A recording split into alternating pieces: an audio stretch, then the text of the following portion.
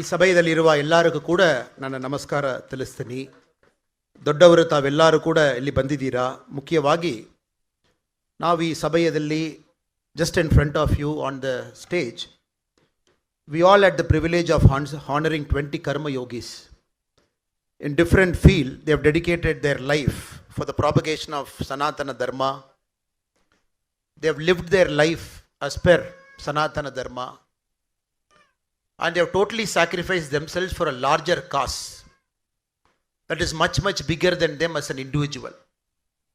So I take this opportunity to deeply thank as well as say our best wishes for the longevity of all the 20 awardees who were in the stage and who just went there and they were sitting in their respective chairs.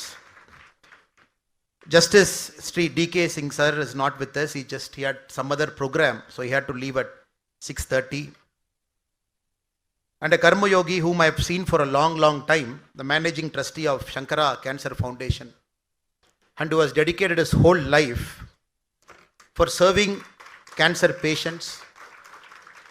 As a former police officer, I had the unique privilege of seeing sir in action in close quarters in the same area where I have served, Dr.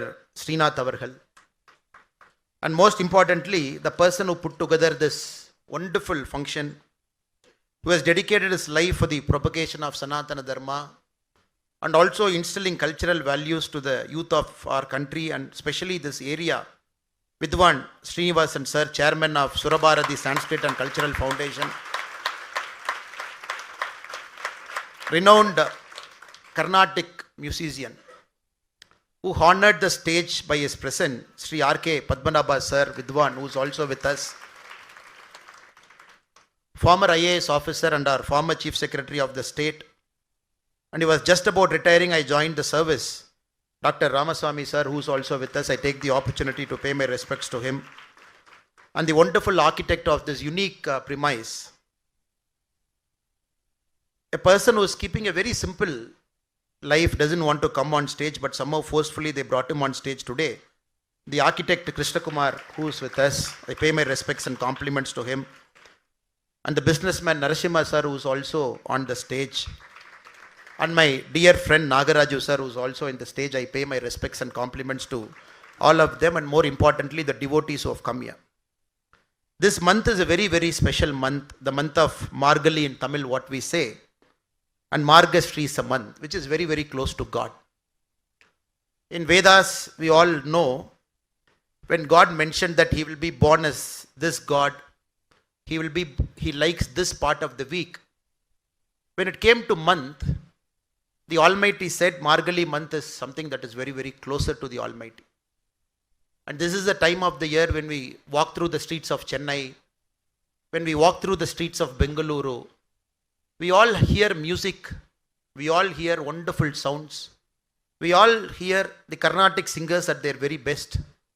We all see some of the finest dramas that is enacted on a stage. We all see the artist who soulfully perform for us for the whole month. In Tamil, during the rule of a Chola king, when the poet came to the court, he sang a song and he was expecting that the king would honor the poet. The king failed to honor the poet. The poet said, Mannavunum Nidano Valanadum Ninnado. The rough translation being, are you the only king in the world? Only your kingdom has got the fertile land. I have knowledge with me. So all the Vidwans, all the scholars, ELSI, Nadagam, all the three forms of music and art, in the whole month of Margali, when they all perform, they don't expect any returns. They don't expect any vehumadi, what we call sambattu. They don't expect any money. All they want is people turning up, sitting and cheering for them. That is the only blessing they expect. I only hope and pray the wonderful foundation which has taken Surabharati Sanskrit and Cultural Foundation, which is doing it for the last 20 years. And this yeoman service has entered the 21st year. And starting from today, for the next 30 days, we will see wonderful people coming here and performing in this stage. Some of the finest known names from across India. I only wish and pray that all of us find time, especially small children, our elders, and whatever work we do, come here by 6:30, 6 o'clock. Be with this performance till about 9:30, 10, till the performance is on. Because it is very important for the Sanatana Dharma to continue to evolve, continue to stay here, continue to guide us. These performers who come on the stage should have that sense of appreciation so that it motivates them to go on and on. That is my only wish and prayer, that the inauguration that is happening today, for the next 30 days, we all will have the opportunity to see, listen and feel the music at its best, oratory at its best, drama at its best, yakshagana at its best, all the art forms at its best. Let us get the opportunity to do that. I was asking Vidwan Srinivasan sir what to speak. He said you should speak about Sanatana Dharma. We live in a part of the world, the Bharat, which is blessed for a long, long time. And people who are born here, or people who are not born even chose to come and live here, we all follow a certain dharma of life. It's a pulse of life. We call it a way of life. In 1893 in Chicago, Swami Vivekananda had to make this very forceful claim. When he went for the World Parliament of Religions, when a lot of people from different religions, they spoke in front of him, everybody used a word called religion, religion and religion. And the 18th number in that stage was Swami Vivekananda, who had to go and speak. He mentioned, since everybody came before me, you mentioned religion, religion, religion, and your religion is better and your religion is best. Then I am also forced to call our way of life as religion. We all know till the Britishers came, we never ascribed Hinduism as a religion. We always ascribed Hinduism as a way of life, because it pervades our life. Some of the honorary who was here, we honored him. 4:30 he gets up. The simple act of walking in the street, simple act of plucking a flower, the simple act of doing that aradhana for the God, before even the day starts, the simple act of dedication is a classic Sanatana Dharma in action. And we mentioned about Kannan, who during the time of Corona, hundreds of unclaimed bodies, he chose to go do the final rites for them as a son. And that simple act is a classic essence of Sanatana Dharma. And an IT engineer who decided to sacrifice his life, come and protect our cows, Gomata, and develop a big team, and the whole team is sitting here. That is a classic case of Sanatana Dharma. And we had seen scientists at their best.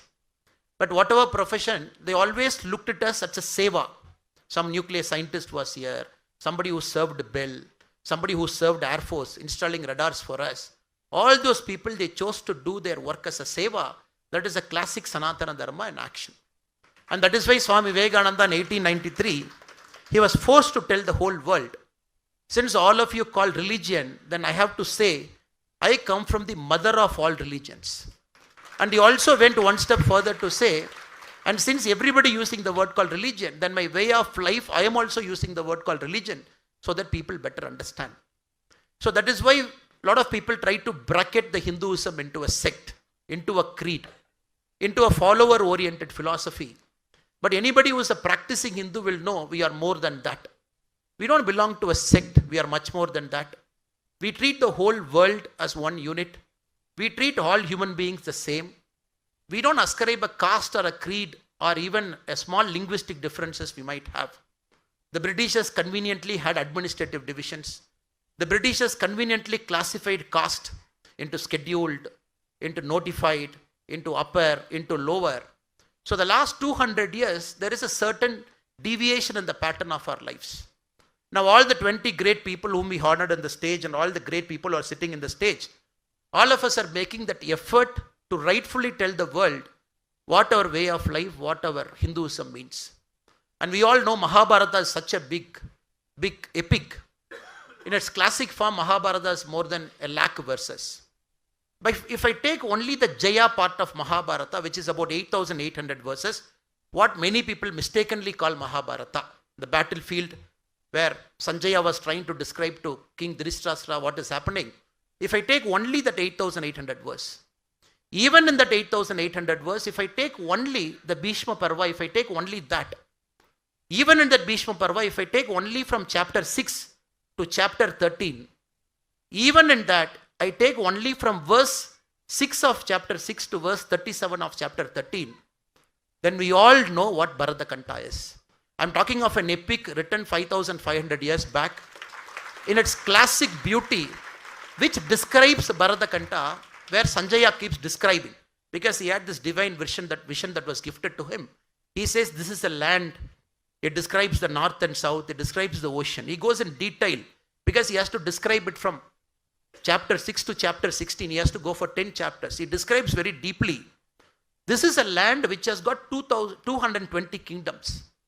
And he mentions the name of the kingdoms, the kings. The Swamiji was mentioning, Sannidhanam Swamiji was mentioning about Kalinga. He mentions everything. Not only that, he goes one step further. He also mentions 80 mountain ranges, which is present across Bharat. Sanjaya goes again very deep into it. He mentions the 30 big lakes. He mentions the 30 big forests. He doesn't stop there. He goes still further. He mentions all the 300 pilgrim sites that we have. We are talking of an epic which is 5,500 years back in absolute pristine detail, from a lake to a mountain to a pilgrim center to the border. It fixes everything. Sanjaya in his divine version keeps talking. And for anybody in our country who is questioning whether Bharat as an entity is whole, or there is an artificial divide between north and south, east and west, or northeast, are we culturally the same, or genetically are we different? I only tell them, even the blind king was able to understand from Sanjaya what he was describing. Now, a lot of politicians, even with their eyes on, they just have to understand this was always a classic Bharat, and it will continue to be a Bharat. We might have minor differences in terms of our speaking ability or a language or the food habit or the custom, but this is Bharata Varsha, the Bharata Kante. Now, this is where we practice Sanatana Dharma more than any other part. Since I mentioned Kannanji, since I mentioned Corona, if you look at the world statistics, some of the advanced Western democracies had perfectly functioning health model. And we had a former chief secretary who's sitting in the stage. He knows it better than all of us. Perfectly functioning healthcare system. If you look at per 1 lakh people, which country had the highest death rate, we can directly equate that to some of the best so-called Western democracies, which had the healthcare model. Americans had one of the highest death rates for 1 lakh people. Some of the countries in Europe had the highest death rates. Countries like Italy, countries like Spain, which essentially the healthcare system collapsed. But they said when Corona started in 2020, Jan end, they said, oh, we are worried about India. The whole world is worried about India. WHO is worried about India. They made statements, such a big country, 140 crore population, which doesn't have the best healthcare model. I am wondering how many deaths India will have. People are calculating crore deaths, multiple crore deaths, but we had the lowest death in the world. Why? The question is why? And you must be very surprised when the lockdown of 30-40 days happened, when all of us were inside our home. Have you seen any dog dying in the street? We haven't seen a dog dying in the street. Have you seen even a squirrel dying? No. Have you seen a small bird that is dying in the street? No. Have you seen a pigeon, which we keep feeding in big cities? Have you seen a pigeon dying? No. Did we see a street cat or a dog dying? No. Because Sanatana Dharma was in classic action during Corona period.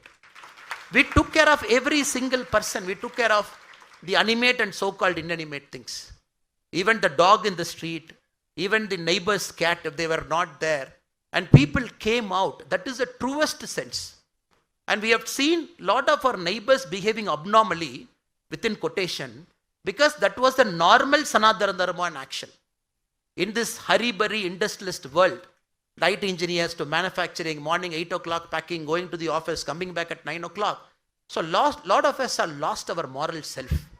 It is during COVID, many of us found what our true moral compass was. If we go back, and human beings, we tend to forget very easily. Now we have crossed COVID and 4 years, many of us have forgotten COVID. But if we take us back to 2021, we know that was a classic Sanatana Dharma in action. We cared about people, we gave food, we put a mask, we took that risk to go to a hospital, cook food in our home, go and serve in the queue, we served it. We did everything possible. Somebody like Mr. Kannan, COVID, body, there is a virus, nobody knows. Even the health workers were they were dying. But somebody bravely going there, 100 bodies, not one, not two, not three, hundreds of bodies trying to do the final rites. The point I'm trying to communicate here is, as long as we don't forget what binds us as human beings, as long as we are aware that there is a dharma, there is an underlying dharma that is above the so-called CRPC, so-called IPC, which it's an unseen dharma which is binding all of us, which keeps a sense of righteousness. When any adharma anywhere comes, the dharma always balances it by its own action. And people will always come when there is a need for people, like Krishna Paramatma said. If we have this underlying sense, our life will always be in order. And also I see a lot of young children here, and it is important that we understand people have given their life to protect, to enhance this dharma. It is not that this dharma is there for the last many years. It will continue to be there for the many years.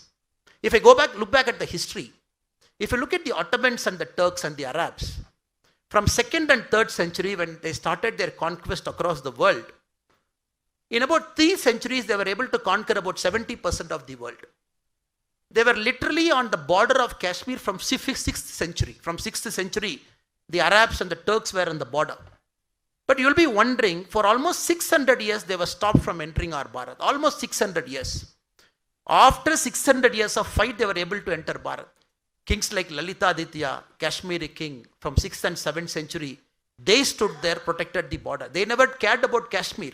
They always had that vision of Bharat. They never thought about one line, one geographical boundary. Again, if you go slightly deep, when the Dutch wanted to come, Martanda Varma, the Kolachal king, probably the first guy in the whole world, taking on the mighty Dutch in the high seas, defeating them in the Battle of Kolachal. Again, if we see kings after king, the Cholas, who always had a sense of world, who always had a sense of Bharat. The Mahabharatas and the Ramayanas that we talk now, I was asking somebody today, they said, I am in Vietnam day after tomorrow for a Ramayana session. If any of us travel to the Far East countries, we see different countries now, including Vietnam, the present day Myanmar, the Cambodia, even the kings who come in. It is a sense of Ramayana, Ramakate they sung, and the king comes and takes their crown. Very classically, you can see Thailand. Every time a new king comes, it is the mantras from Ramayana, the Vedic mantras that is spoken before the king crowns themselves. We see this Sanatana Dharma was taken far and wide by the kings, especially the Cholas, who were in the southern part of our country. They have taken it very deep, and they have made it a way of life. And this is something that we always have to acknowledge. We always have to understand that kings have stood at the altar of history protecting this Dharma. Lot of monks and saints, the great Adi Shankaracharya is here at a difficult time for the Sanatana Dharma, when Sanatana Dharma existence was itself threatened. He had to journey across Bharat not once, not twice, thrice, 4 times. He had to journey across our country, going from pilgrim center to pilgrim center, using Darga Sastra, arguing with people, trying not to conquer, only trying to tell them what the other side of the argument was. Establish all the great pitas, including the Sringeri Peeth, in which many of us are followers and devotees, in which we are enjoying this continuation of Sanatana Dharma. The point I'm trying to convey is it is important we should have a sense of history. A lot of people, thousands of years they were before us. They protected Sanatana Dharma. All the great 20 individuals whom we honored on the stage, they are practitioners of Sanatana Dharma. This we have to understand. It is our moral duty to practice and propagate Sanatana Dharma. Not necessarily Sanatana Dharma as a practice at a worship. To live our life, the Sanatana Dharmic value, transcend our ego, do our work, surrender our work as a sense of seva, and many things people say. Atomic bomb, when Oppenheimer has to bring that bomb, when the test phase was on, he was always confused whether to bring the bomb or not to bring the bomb, whether to kill innocents by a single drop of an atomic bomb. When the test was on, not many of us knew that Oppenheimer chose to study Bhagavad Gita in its classic Sanskrit format. So he spent 2 years of his life to learn Sanskrit, study Bhagavad Gita in Sanskrit, to understand the sense of karma and duty, which gave him a clarity to go with the test of the atomic bomb, and which we all know. Even such a sinful weapon as an atomic bomb, even the person who invented it had this moral call, whether to do it or not to do it, because it is a one-way street. You can't come back. And he argues it is the Gita that gave him clarity, even for a sinful weapon as an atomic bomb, to do it as a service, because if the war continues, millions will get killed. If the bomb gets dropped, thousands or lakhs will get killed. So every single phase of life we see a person at a point of time, a moral clarity in his life. They need gurus, they need conviction, they need the sacred text to guide them, they need a sense of seva into their life. They have to understand what is the purpose of work. Is it to make money? Is it to gain fame? Is it to gain prestige? Is it to become bigger and bigger? Or to totally surrender in the divine feet and do everything as a sense of seva, because thousands and hundreds and lakhs of people have done it before. I only hope and pray our children understand this faster. And the young minds who are sitting here, who chose to build the new Bharat in the next 20-25 years, they understand sooner what is work, what is seva, what is karma. The faster they understand, the quality of our life improves, the quality of our country improves, the quality of our living improves. That is my only prayer. To make it to happen, the children have to come. They have to come for this kind of cultural event. They have to come and attend functions. They have to come and listen to gurus who speak. They have to come and see all the 20 great individuals who came here, who took the honor and who went back. But they have done 100 and 1,000 times more than what I have done or what many of us have done here.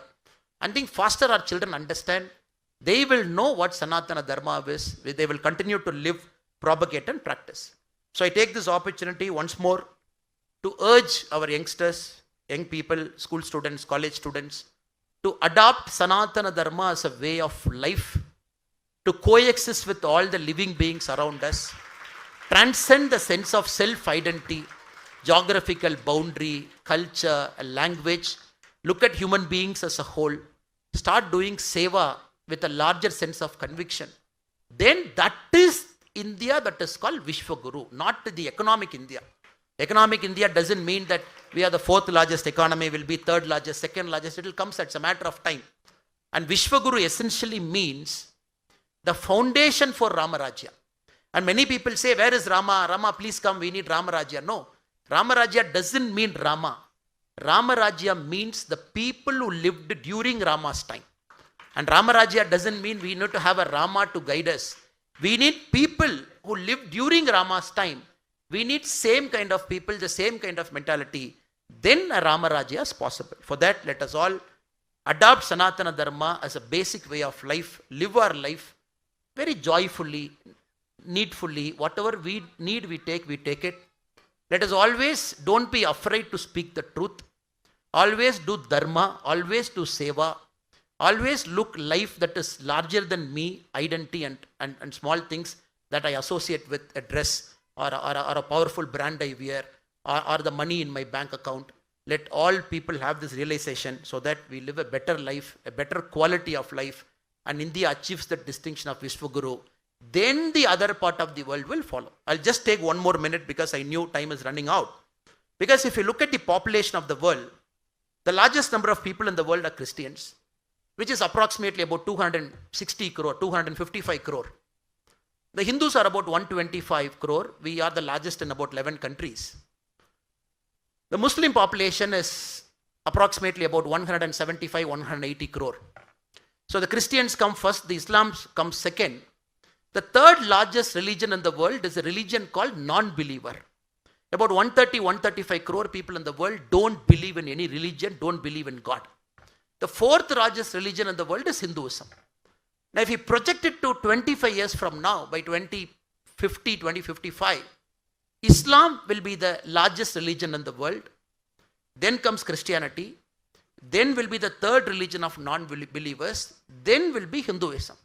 I am not speaking against any religion, nor I am pulling down any religion. We have to understand, for Sanatana Dharma to survive, which is essentially about 125 crore people out of 700 crore, which is essentially the largest religion in just 11 countries. It is important Bharat has to show its way in the next 20-25 years so that other religions will also start adopting Sanatana Dharma as a way of life for world peace. And that is the challenge for this generation. More than any other generation, the current generation's challenge in the next 20 years is to live a way of life that even a Christian or an Islam or even a non-believer will start adapting this into their life system.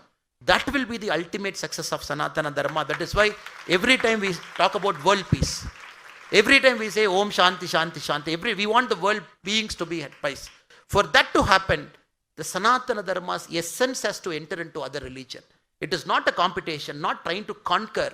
It is trying to bring that essence into other religion.